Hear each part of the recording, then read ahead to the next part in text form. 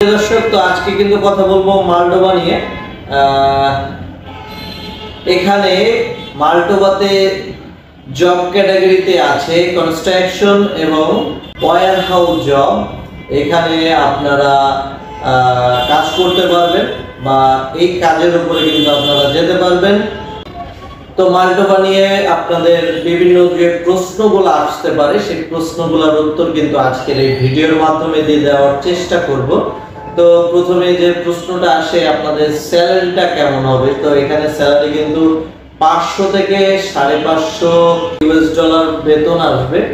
এখানে আপনার 8 ঘন্টা বেসিক ডিউটি হবে, ওভারটাইম করার সুযোগ থাকবে। ওভারটাইম করলে বেতনের 1.5 গুণ কিন্তু আপনারা স্যালারি পাবেন। আর থাকা কোম্পানি বেয়ার করবে।